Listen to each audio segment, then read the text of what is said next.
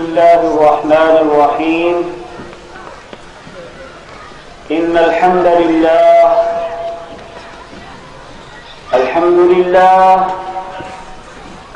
لله رب العالمين ولا عدوان إلا على الظالمين والصلاة والسلام على أشرف الخلق سيدنا وحبيبنا وشفيعنا وسندنا محمدا صلى الله عليه وسلم وعلى آله ومن تبعهم بإحسان إلى يوم الدين. أما بعد، قال الله تبارك وتعالى في كتابه المجيد: أعوذ بالله من الشيطان الرجيم. إن الذين يحبون أن تشيع الفاحشة في الذين آمنوا لهم عذاب أليم في الدنيا والآخرة والله يعلم وأنتم لا تعلمون. صدق اللہ العظیم. قابل احترام میرے بزرگوں، دوستوں، نوجوان ساتھیوں، پیاری ماں اور بہنوں، السلام علیکم ورحمۃ اللہ وبرکاتہ. جس موضوع پر مجھے بات کرنے کا حکم دیا گیا ہے، جس کا عنوان ہے موجودہ بے راہ روی، اسباب اور اثرات. موضوع بڑا حساس، اہم اور تفصیل طلب. وقت ہمارے پاس بہت کم، کیونکہ یہ ایک ایسا موضوع جس نے ہمارے پورے معاشرے کو اپنی لپیٹ میں لے لیا. بیراہ روی کا لفظ جب ہم بولتے ہیں، بیراہ روی لغوی اعتبار سے عقیدے کی بھی ہو سکتی ہے، فکر کی بھی ہو سکتی ہے، عمل کی بھی ہو سکتی ہے، اخلاق کی بھی ہو سکتی ہے، سیاست کی بھی ہو سکتی ہے، معیشت کی بھی ہو سکتی ہے، تعلیم بھی ہو سکتی ہے. یعنی زندگی کا کوئی گوشہ ایسا نہیں جس میں بیراہ روی نہ ہو. علامہ اقبال کے الفاظ میں کہنا چاہوں گا، موجودہ بیراہ روی کے حوالے سے، خاص طور پر نوجوانوں سے: حیا نہیں ہے زمانے کی آنکھ میں باقی، خدا کرے جوانی تیری رہے بیدار. ہر طرف آگ ہی آگ. بیراہ روی کا ایسا طوفان کہ جب انسان معاشرے کا جائزہ لیتا ہے، معاشرے پر نگاہ ڈالتا ہے، انسان کو اپنا ایمان بچانا مشکل ہو جاتا ہے. بیراہ روی اس حد تک پہنچ چکی ہے کہ والدین اور سرپرست وہ پریشان کہ ہم بچوں کو صحیح تربیت کیسے دیں، اسلام کی طرف کیسے مائل کریں، کیونکہ اسلام سے ان کا اعتماد اٹھ چکا ہے. غلط افکار ان کے ذہن و دماغ میں راسخ ہو چکے ہیں. وہ جو کچھ پڑھتے ہیں، جو کچھ دیکھتے ہیں، جو کچھ سنتے ہیں، وہ مسموم اور زہر آلودہ ہوا کرتا ہے. وہ شیطانی ایجنڈے کے مطابق تیار کی ہوئی چیزیں ہوتی ہیں. اس میں اخلاق کا جنازہ نکل چکا ہوتا ہے، ایمان سے ہاتھ دھو بیٹھنا پڑتا ہے، اور اخلاقی اعتبار سے اس کے بعد انسان اتنا کھوکھلا ہو جاتا ہے کہ اس کو صحیح اور غلط کی تمیز بھی بھول جاتی ہے. وہ اچھے اور برے میں تمیز نہیں کر پاتا، کیونکہ اس کے ذہن و دماغ سے اللہ کا خوف، تقوی، خوف آخرت، صحیح اخلاق، حضور صلی اللہ علیہ وسلم کا اسوہ، صحابہ کرام نے ہمارے لیے جو نقوش چھوڑے ہیں، وہ سب کچھ قصہ پارینہ بن جاتا ہے. اس کو دقیہ نوسیت سمجھا جاتا ہے. اس کے بارے میں یہ تصور کیا جاتا ہے کہ یہ تو پرانے لوگوں کا کام تھا، آج تو جدیدیت کا دور ہے، آج نیا زمانہ ہے، آج جدید کلچر ہے، ٹیکنالوجی کا دور ہے، آج ہمیں جدید دور کے ساتھ چلنا ہوگا۔ لیکن اے لوگوں، قرآن پاک اس بارے میں ہمیں جو رہنمائی کرتا ہے اس پر اگر ہم غور کریں، جو آیت کریمہ میں نے آپ حضرات کے سامنے تلاوت کی ہے، قرآن پاک ایک خاص پس منظر میں اس آیت کو بیان کرتا ہے، ان الذین یحبون ان تشیع الفاحشۃ فی الذین آمنوا، بلا شبہ وہ لوگ جو یہ بات پسند کرتے ہیں، جو اس بات کو چاہتے ہیں، چاہے عملی طور پر یا قولی طور پر، دلی طور پر، دماغی طور پر، وہ اس بات کو پسند کرتے ہیں ان تشیع الفاحشۃ فی الذین آمنوا، کہ فواحش، بے حیائی، بے راہ روی، گندی چیزیں، شیطانی چیزیں ایمان والوں میں عام ہو جائیں۔ قرآن پاک نے خاص پس منظر میں یہ بات بیان کی تھی، لیکن چونکہ قرآن پاک معجزہ ہے، اللہ کا کلام، جو لوگ یہ چاہتے ہیں کہ فواحش عام ہوں، یعنی جو گانے بجانے کو پسند کرتے ہیں، جو ٹاک شوز کو پسند کرتے ہیں، جو فلموں کو پسند کرتے ہیں، جو بے راہ روی کی ہر چیز کو پسند کرتے ہیں، تاکہ یہ لوگ یہ چیزیں عام ہو جائیں، ایمان والوں میں پھیل جائیں، عام ہو جائیں، ان کے لیے کتنی دردناک اور المناک سزا ہے۔ قرآن پاک کہتا ہے لہم عذاب علیم فی الدنیا والآخرہ، ایسے لوگوں کے لیے عذاب علیم ہے، دنیا میں بھی اور آخرت میں بھی۔ عذاب علیم، ایک تو آخرت کا عذاب، وہ تو مل کر رہے گا، لیکن عذاب کی بہت سی شکلیں ہیں۔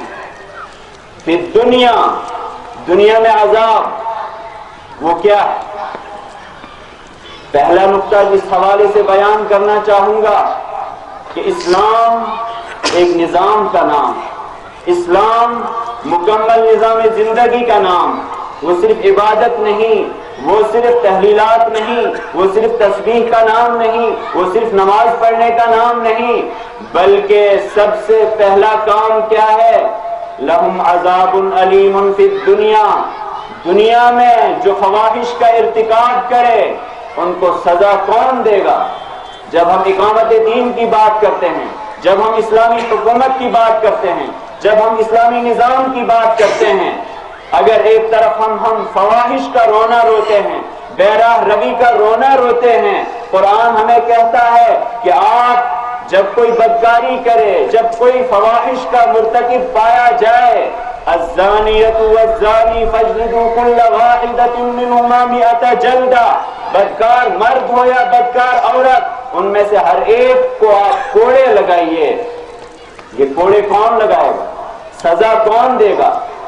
قرآن اس کا حل پیش کرتا ہے کہ آپ کے پاس نظام ہونا چاہیے، آپ کے پاس سسٹم ہونا چاہیے، امر بالمعروف اور نہی عن المنکر کا فریضہ انجام دینا ضروری ہے۔ قرآن پاک کی یہ والی آیت ایک طرف تو اشارہ کرتی ہے کہ اے مسلمانوں، دین اسلام کو بحیثیت نظام، بحیثیت سسٹم، بحیثیت نظام زندگی قبول کرو۔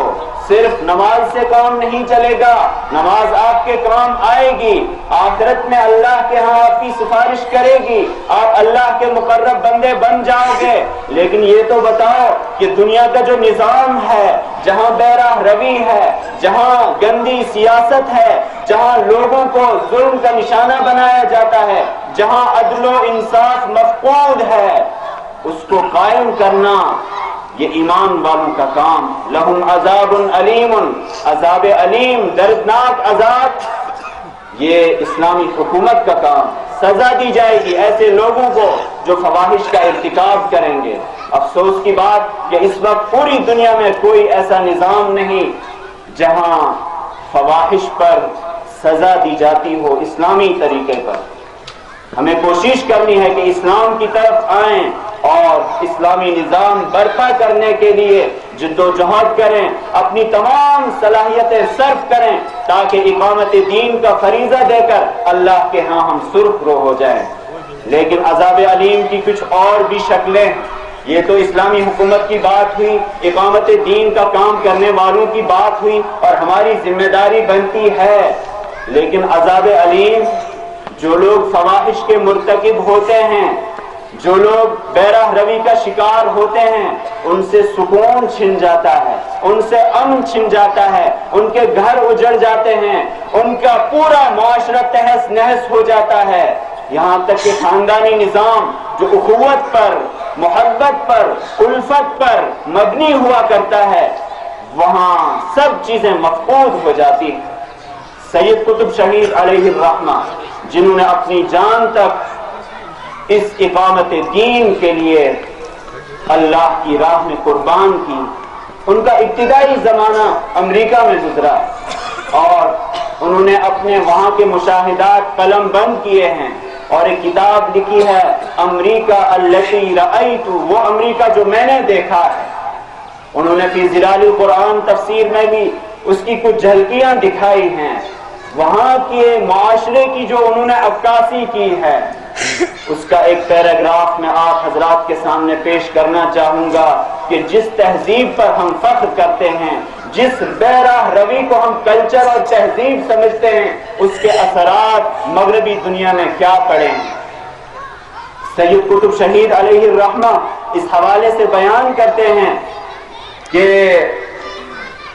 امریکی معاشرہ انہو شعب محدد بالانقراض، ایک ایسا معاشرہ جو سمٹتا چلا جا رہا ہے، اخلاقی اعتبار سے زوال کی جانب گامزن ہے۔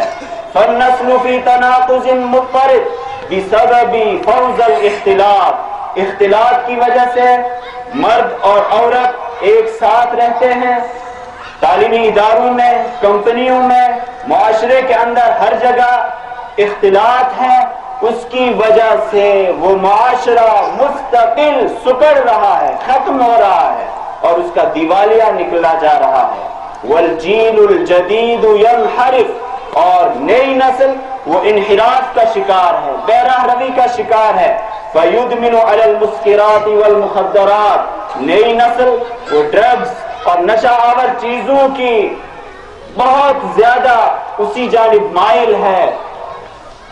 لیعوض خواء الروح، نتیجہ اس کا کہ ان کی روح ایمان سے، عقیدے سے، امن سے، سکون سے بالکل خالی ہے اور وہ نفسیاتی امراض کا شکار ہیں، روحانی امراض کا شکار ہیں، اعصابی امراض کا شکار ہیں۔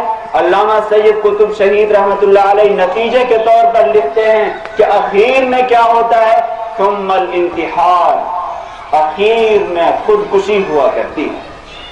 بے راہ روی کا نتیجہ معاشرے کا خاتمہ، خاندانی نظام کا خاتمہ اور پھر خودکشیاں ہوا کرتی ہیں۔ اس لیے اعداد و شمار بتاتے ہیں کہ مغربی دنیا میں سب سے زیادہ خودکشیاں ہوتی ہیں۔ اور اتنا ہی نہیں، سید قطب شہید علیہ الرحمہ اس سے زیادہ ایک اہم چیز کا انکشاف کرتے ہیں، وہ یہ لقد وجد الذین یبیعون اسرار امریکہ و بریطانیہ، ایسے لوگ اس معاشرے کے اندر موجود ہیں جو برطانیہ اور امریکہ کے جو حکومتی سرکاری راز ہیں ان کو بیچ دیتے ہیں، ان کو فروخت کرتے ہیں۔ کیوں؟ کیا ان کے پاس پیسہ نہیں؟ سید قطب شہید رحمت اللہ علیہ کہتے ہیں لا لأنہم فی حاجت الی مال، اس لیے نہیں کہ ان کے پاس مال نہیں، مال ان کے پاس بہت ہے، ولیکن لأن بهم شذوذا جنسیا ناشئا من الآثار الفوضى الجنسیہ، صرف اس وجہ سے کہ ان کو اس کے عوض میں ان کی جنسی تسکین کا سامان فراہم کیا جاتا ہے، اور وہ جنسی اعتبار سے ٹوٹا ہوا برباد ہونے والا معاشرہ ہے، وہ جنسی تسکینوں کو قبول کرتے ہیں اور اس کے عوض میں وہاں کے حکومتی راز کو بیچتے ہیں، یہاں تک کہ وہاں کا صدر یہ کہنے پر مجبور ہو گیا۔ اس سے آپ اندازہ کر سکتے ہیں کہ وہاں کا معاشرہ کس حد تک پہنچ چکا ہے۔ کینڈی جو وہاں کا صدر تھا وہ کہنے پر مجبور ہو گیا، اس نے اعلان کیا حکومتی سطح پر کہ ہمارے معاشرے میں جو نوجوان ہیں 7 میں سے 6 نوجوان 7 میں سے 6 نوجوان وہ اخلاقی اعتبار سے اس حد تک گر چکے ہیں کہ اب وہ فوجی بننے کی صلاحیت نہیں رکھتے ہیں. ان کے اندر تمام صلاحیتیں ختم ہو چکی ہیں. لیکن یہ امریکہ کی بات نہیں، یہ صرف مغربی دنیا کی بات نہیں، بلکہ اس چیز کو چونکہ ہم نے قبول کر لیا اور ایک تہذیب اور کلچر سمجھ کر قبول کیا، چونکہ ہم لوگ بہت سادہ لوگ ثابت ہوئے ہیں، ہم سمجھتے ہیں کہ شاید یہ کوئی اتفاقی چیز ہے، لیکن یاد رکھیے اس کے پیچھے منصوبہ بندی ہے، ایجنڈا، منظم کوششیں کہ نوجوانوں کو کیسے تباہ کیا جائے، اخلاقی اعتبار سے ان کو کیسے دیوالیہ بنایا جائے، اسلام سے ان کو کیسے دور رکھا جائے، اور عالمی سطح پر جو ایجنڈا کار فرما ہے اس کو کیسے آگے بڑھایا جائے. صرف ایک مثال سے آپ سمجھ سکتے ہیں. ایک مغربی مفکر کہتا ہے کہ کأس وغانیۃ تعملان فی تحطیم الامة المحمدیہ ما لم يفعله ألف مدفع فأغرقوها في حب المادة والشہوات. 2 چیزیں، کأس وغانیۃ، شراب کا جام اور گانے والی عورتیں. 2 چیزیں، یہ 2 چیزیں ایسی ہیں جو اتنا اثر رکھتی ہیں، اتنا کام کرتی ہیں. مغربی مفکر کہتا ہے کہ اتنا اثر ہے ان کے اندر جتنا اثر 100 توپوں کے اندر نہیں. لہذا وہ نصیحت کرتا ہے اپنے ساتھیوں کو. اس سے عالمی ایجنڈے کیا آپ کچھ اندازہ کر سکتے ہیں. فَأَغْرِقُوهَا فِي حُبِّ الْمَادَّةِ وَالشَّهَوَاتِ. امت محمدیہ کو ختم کرنے کے لیے یہی 2 چیزیں کافی ہیں، کأس وغانیہ، شراب اور گانے بجانے والی عورتیں. میوزک سسٹم جو اس وقت دنیا میں رائج ہے. فَأَغْرِقُوهَا، لہذا اس امت محمدیہ کو غرق رکھو، مبتلا رکھو فی حب الشہوات، شہوتوں کی محبت میں، مادیت کی محبت میں. اس سے آپ اندازہ کر سکتے ہیں کہ ہمارے سامنے جو بھی کچھ ہے بیراہ روی کی شکل میں وہ کوئی اتفاقی چیز نہیں، بلکہ وہ عالمی سطح کا ایک ایجنڈا ہے جو ایک ایک گھر میں داخل کرنا مقصود ہے تاکہ نوجوان تباہ ہو جائیں، برباد ہو جائیں، اخلاقی اعتبار سے بیراہ روی کا شکار ہو جائیں. ایک طرف تو ہمارا معاشرہ جو مغربی تہذیب کو قبول کر رہا ہے، جو ہر اعتبار سے اس کو مہذب اور تمدن کی چیز، کلچر کی چیز، کامیابی کی چیز سمجھ رہا ہے، اور نوجوانوں کو اس سے کوئی لینا دینا نہیں کہ جو ذلیل ترین قوم تھی، مغضوب علیہم قوم تھی، وہ دنیا میں ہم پر کیوں مسلط ہے، ہماری مسجد اقصی وہ غیروں کے قبضے میں کیوں ہے، مسلمانوں کا خون کیوں بہایا جا رہا ہے پوری دنیا کے اندر. شام کی صورتحال، عراق کی صورتحال، اور چونکہ فلسطین کا مسئلہ یہ پوری امت مسلمہ کا مسئلہ ہے، اور ہمارے قبلہ اولیٰ کا مسئلہ ہے.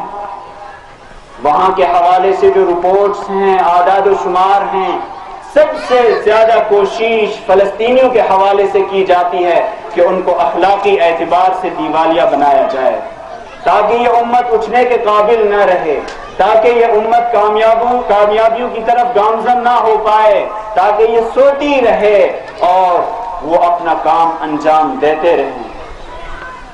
ایک دور تو وہ تھا جو نبوت کا دور تھا، صحابہ کا دور تھا، جس وقت حیا کو، شرم کو، عفت و پاک دامنی کو ایک مقدس چیز سمجھا جاتا تھا.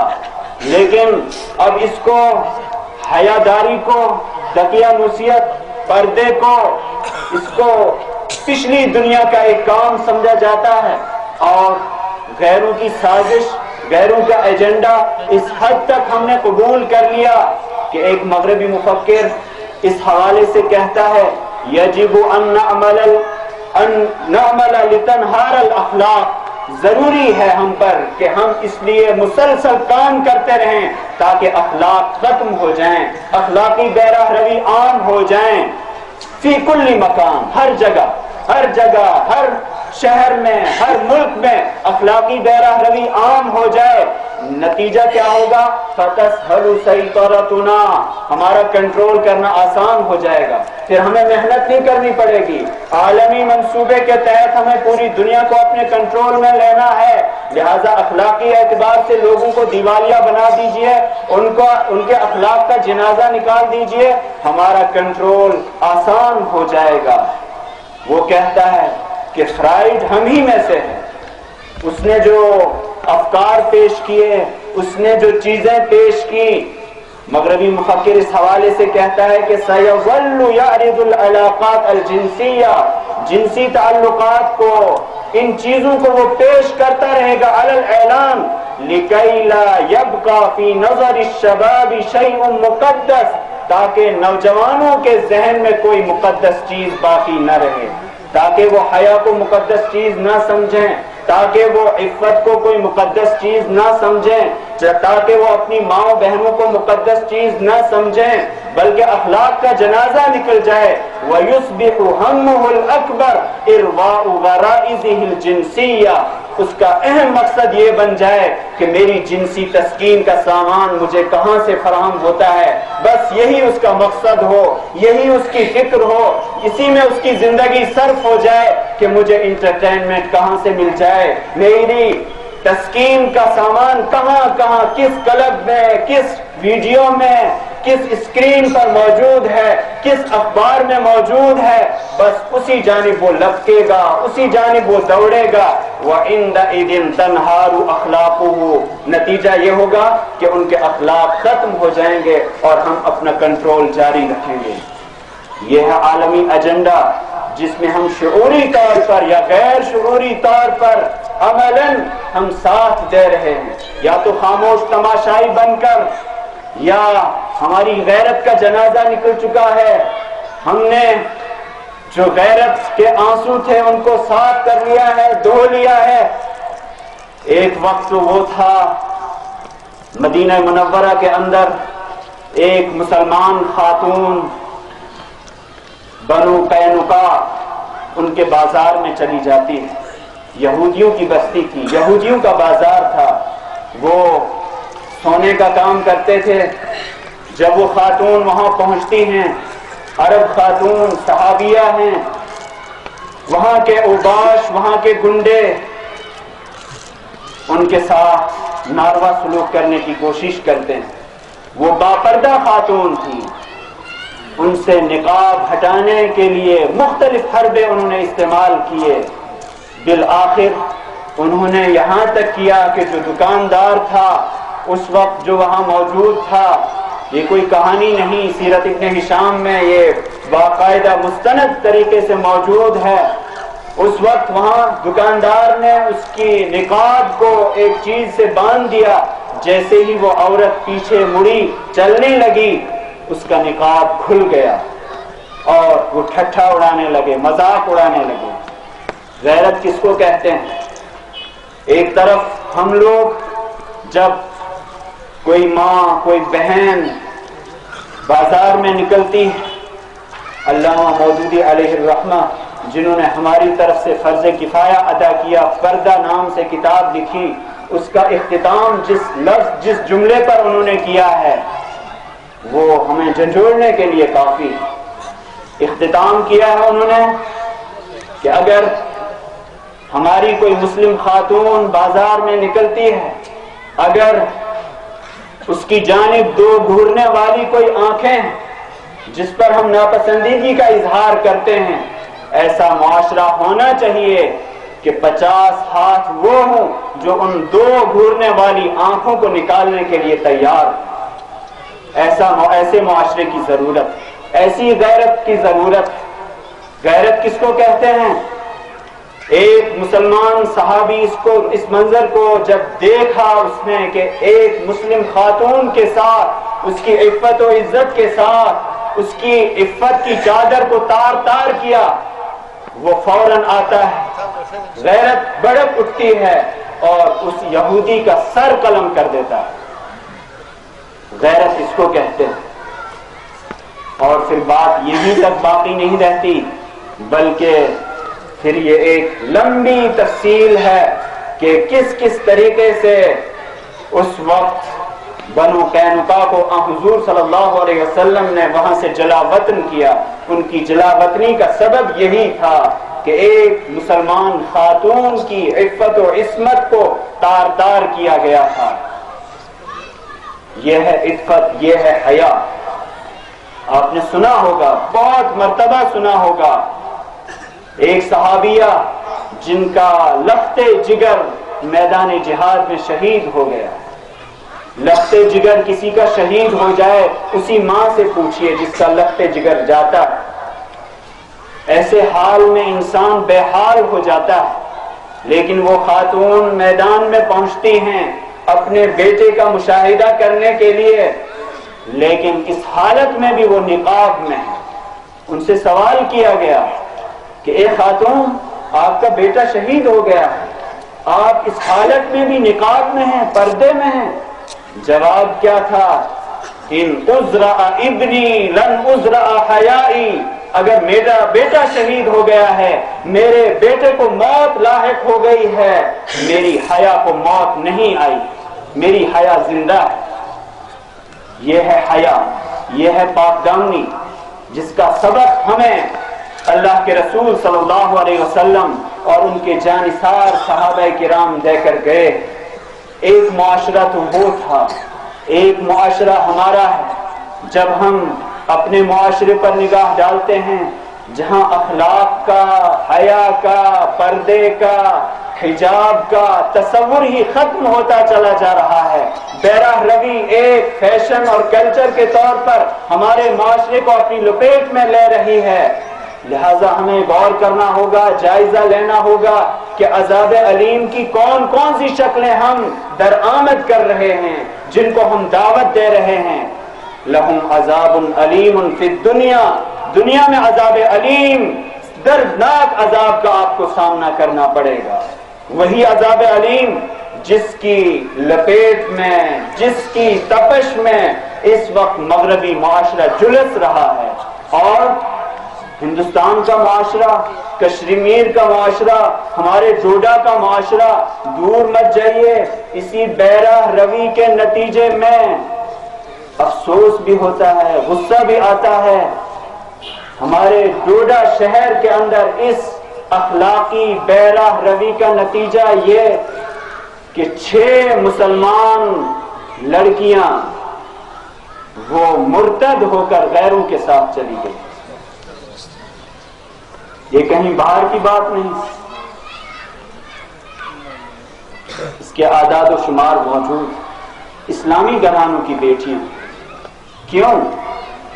وجہ، جب ہم اپنے نوجوان بچوں کو، بچیوں کو دوسری تہذیب پڑھانے کے لیے، دوسری تعلیم پڑھانے کے لیے اور اسلام سے بیگانہ کرنے کے لیے ہر طرح کی قربانی دے سکتے ہیں، تب نتیجہ یہی ہونا ہے۔ ہماری بیٹیاں کہاں کہاں ہوتی، تصور کیجئے جب ایک مسلم خاتون کا حج اس کے محرم کے بغیر نہیں ہو سکتا ہے، اس کی تعلیم محرم کے بغیر کیسے ہو سکتی ہے؟ کیسے ہماری بیٹیاں دہلی میں، جموں میں اور نہ جانے کہاں کہاں بغیر کسی محرم کے وہاں رہتی، اور پھر نتیجہ کیا ہوتا ہے؟ اگر آپ تفصیل جانیں گے ان 6 بیٹیوں کی کہ ان کے پیچھے حقائق کیا ہیں، کس کس طریقے سے وہ مرتد ہوئیں، انسان کے رونگٹے کھڑے ہو جاتے ہیں۔ ماں باپ کو اس وقت تک پتہ بھی نہیں ہوتا ہے، خبر بھی نہیں ہوتی ہے کہ ہمارا بیٹا اور ہماری بیٹی کس حال میں ہیں۔ دھوکہ دینے کی کوشش کی جاتی ہے، ان کو اغوا کرنے کی کوشش کی جاتی ہے، والدین کی آنکھوں میں دھول جھونکنے کی کوشش کی جاتی ہے۔ نتیجہ یہ ہوتا ہے کہ ہمارا پورا معاشرہ وہ بیراہ روی کی سمت چلا جاتا ہے۔ سب سے پہلا سبب جس پر ہمیں غور کرنا ہوگا، اللہ کے دین سے اعراض۔ جتنا ہم اللہ کے دین سے دور ہوتے چلے جائیں گے، بے راہ روی کا شکار ہوتے چلے جائیں گے۔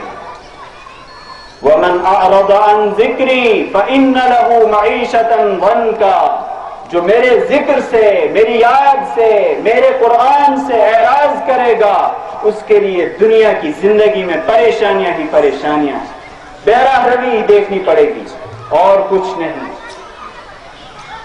غیرت جب تک ہمارے اندر باقی تھی، جب تک ایک خاتون معتصمہ کی صدا لگاتی تھی، اور معتصم ایک خاتون کی صدا لگانے پر لبیک کہتا ہے اور اموریہ پر حملہ کرتا ہے، اور اس کے بعد اس خاتون کو ظالموں کے شکنجے سے چھڑاتا ہے، جب تک یہ غیرت واپس نہیں آتی اس وقت تک ہم رونا روتے رہیں گے، ہمارے ہاں حادثات ہوتے رہیں گے، لیکن کوئی عملی چیز دیکھنے کو نہیں مل پائے گی۔ ہمیں اس سلسلے میں اقدام کرنا ہوگا، اور فراغت، خالی مقصد سے دوری، نوجوان جتنا فارغ رہے گا اسی اعتبار سے وہ بے راہ روی کا شکار ہوگا۔ علامہ غزالی نے اس حوالے سے ایک بات لکھی ہے کہ وَمَا تَكُونُ هَذِهِ الْفَوَاحِشُ إِلَّا لِأَرْعَنَ بَطَّالٍ، یہ فواحش، یہ بے راہ روی، یہ بے حیائی صرف ان لوگوں میں ہوگی جو بیکار رہتے ہیں، جو مقصد سے دور رہتے ہیں۔ وَقَلَّ أَن يَكُونَ فِي شُغْلٍ من عبادت او صناعت او تجارہ، اور جو لوگ عبادت میں مشغول رہیں گے، جو دنیا کا نظام چلانے میں مشغول رہیں گے، جو اللہ کو راضی کرنے کے کام کرتے رہیں گے، جن کو یاد ہوگا کہ ہمارا مقصد وجود کیا ہے، ہمیں اس دنیا کے اندر کیوں بھیجا گیا ہے، وہ کبھی بھی بے حیائی کی طرف نہیں جائیں گے۔ اثرات کے اعتبار سے اگر انسان جائزہ لے، آج ہر ماں باپ سے پوچھ لیجئے، ہم اپنے اپنے دل سے پوچھ لیں کہ ہم اپنے بچوں کے بارے میں کتنے مطمئن۔ ایک مشہور جملہ ہے کہ جس کی بیٹی اور جس کا بیٹا سر جھکا کر چلتے ہیں، اس کا باپ اور اس کی ماں سر اٹھا کر چلتے ہیں، اور جس کی بیٹی سر اٹھا کر چلے گی اس کے باپ کو مجبوراً سر جھکا کر چلنا پڑتا ہے۔ قرآن ہمیں کیا حکم دیتا ہے؟ قُل لِّلْمُؤْمِنِينَ يَغُضُّوا مِنْ أَبْصَارِهِمْ وَيَحْفَظُوا فُرُوجَهُمْ، کہہ دو ایمان والوں سے، آغاز کہاں سے ہوتا ہے بے راہ روی کا؟ قرآن تو ہمیں یہ کہتا ہے وَلَا تَتَّبِعُوا خُطُوَاتِ الشَّيْطَانِ، شیطان کے قدموں کی پیروی مت کرو، اس کے نقش قدم پر مت چلو۔ وہ خطوات، وہ قدم کیا ہیں؟ 1 سے 2، 2 سے 3۔ ایک شاعر نے اس کو بہت اچھے انداز میں عربی میں بیان کیا ہے، نظرۃ فابتسامۃ فکلام، نظرۃ فابتسام فکلام فموعد فلقاء، کہ آغاز نگاہ سے ہوتا ہے، نگاہ کے بعد مسکراہٹ، اس کے بعد کلام شروع ہو جاتا ہے، اس کے بعد وعدہ ہو جاتا ہے، فلقاء نتیجہ، اس کے بعد ملاقات ہو جاتی ہے۔ قرآن کہتا ہے وَلَا تَتَّبِعُوا خُطُوَاتِ الشَّيْطَانِ، پہلے ہی جڑ ختم کر دو۔ قُل لِّلْمُؤْمِنِينَ يَغُضُّوا مِنْ أَبْصَارِهِمْ، کہہ دو ایمان والوں سے کہ اپنی نگاہوں کو پست رکھیں۔ سب سے پہلا تیر بے راہ روی کا وہ نگاہ، غلط نگاہ۔ فَإِنَّ لَكَ الْأُولَى وَلَيْسَ لَكَ الثَّانِيَةُ، حضور صلی اللہ علیہ وسلم نے ارشاد فرمایا کہ اچانک نگاہ پڑ گئی وہ تو معاف ہو سکتی ہے، لیکن جب آپ مسلسل دیکھتے رہیں گے یہ اللہ کے ہاں ناقابل معافی گناہ ہے۔ حکم ہے، فرض ہے، ضروری ہے کہ اپنی نگاہوں کو جھکاؤ۔ وَقُلْ لِلْمُؤْمِنَاتِ يَغْضُضْنَ مِنْ أَبْصَارِهِنَّ وَيَحْفَظْنَ فُرُوجَهُنَّ، اور عورتوں سے بھی کہہ دو، ایمان والی عورتوں سے کہ وہ بھی اپنی نگاہیں جھکا لیں۔ جب نگاہیں جھکی ہوئی ہوں گی، جب انسان کے پاس حیا ہو، جب شرم ہو، جب انسان اس اعتبار سے کامل الحیا ہو، تو ناممکن ہے کہ معاشرے کے اندر بے راہ روی پائی جائے۔ ہمیں دین کی طرف واپس آنا ہوگا۔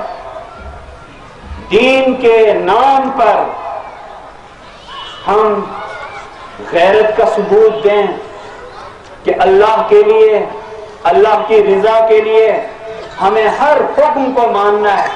انسان کا امتحان ہو رہا ہے، ہر حال میں ہمارے پاس جذبات ہیں، احساسات ہیں، خواہشات ہیں۔ اللہ جانچنا چاہتا ہے، دیکھنا چاہتا ہے کہ ہماری نگاہ کہاں استعمال ہوتی ہے، ہمارے جذبات کہاں استعمال ہوتے ہیں، ہماری خواہشات کہاں استعمال ہوتی ہیں۔ وقت چونکہ ختم ہو چلا ہے، میں کہنا چاہوں گا کہ رونا رونے سے کچھ نہیں ہوتا ہے۔ بے راہ روی جو اس وقت دنیا کے اندر ایک تہذیب بن چکی ہے، ایک کلچر کی شکل اس نے اختیار کر لی ہے، حقیقت میں یہ جہنم ہے، آگ ہے، اور جس میں ہر انسان جھلس رہا ہے، اور انسان جتنا اس کی طرف جائے گا اتنا ہی جھلستا رہے گا۔ اس کے لیے ضرورت اس بات کی ہے کہ ہم انفرادی طور پر بھی، اجتماعی طور پر بھی دنیا کے اندر ایسا نظام لانے کی کوشش کریں جہاں حیا ہو، عفت ہو، پاک دامنی ہو۔ جب ہم بے راہ روی کی بات کرتے ہیں، اس کو عام کرنے والے، رواج دینے والے جہاں عام لوگ ہیں، وہیں ہمارے جو بڑے بڑے لوگ ہیں، جو سیاستدان ہیں، جب وہ خود اسی کے دلدادہ ہیں، ایسا ہی نظام بناتے ہیں، ایسا ہی کلچر عام کرتے ہیں، ان کے پاس اس کا کوئی حل نہیں۔ وہ ظاہری حل بتائیں گے، لیکن حقیقی حل وہ صرف اور صرف اسلام کے پاس ہے۔ اسلام کی طرف آنا ہوگا۔ فَفِرُّوا إِلَى اللَّهِ، اللہ کی طرف آؤ، اللہ کی طرف متوجہ ہو جاؤ۔ دنیا بھی جنت بنے گی، آخرت بھی جنت بنے گی۔ دنیا کے اندر بھی عذاب علیم سے بچ جاؤ گے، آخرت میں بھی عذاب علیم سے بچ جاؤ گے۔ وَاللَّهُ يَعْلَمُ وَأَنْتُمْ لَا تَعْلَمُونَ۔ اے انسانوں، آپ دوسروں کو دھوکہ دے سکتے ہو، آپ کسی چیز کو تہذیب سمجھ سکتے ہو، آپ کسی چیز کو کلچر سمجھ سکتے ہو، لیکن اللہ زیادہ بہتر جانتا ہے کہ آپ کے حق میں کیا چیز بہتر ہے۔ وَأَنْتُمْ لَا تَعْلَمُونَ، تمہیں پتہ نہیں، تمہیں علم نہیں کہ آپ کے حق میں بہتر کون سی چیز ہے۔ جب ہمیں ہمارا رب، ہمارا خالق، ہمارا مالک بتاتا ہے کہ آپ کے لیے اسلام بہتر ہے، آپ کے لیے حیا بہتر ہے، آپ کے لیے پردہ بہتر ہے، آپ کے لیے عفت و پاک دامنی بہتر ہے، لہذا اسی کی طرف ہمیں آنا ہوگا اور اسی کے سامنے ہمیں سرنڈر ہو جانا ہوگا، سر تسلیم خم کرنا ہوگا۔ اسی میں ہماری بھی کامیابی ہے اور معاشرہ بھی اس آگ سے محفوظ رہے گا جس کی لپیٹ میں ہر ایک اس وقت آ چکا ہے۔ ہمارے گھرانے بھی، ہمارا معاشرہ بھی، ہماری پارلیمنٹ بھی، ہمارے بازار بھی، ہمارا پورا سسٹم اس کی لپیٹ میں آ چکا ہے۔ جب ہم اسلام کی طرف آئیں گے تبھی ہمیں صحیح حل مل پائے گا۔ اللہ تبارک و تعالی ہمیں زیادہ سے زیادہ توفیق عطا فرمائے۔ وآخر دعوانا ان الحمد للہ رب العالمین۔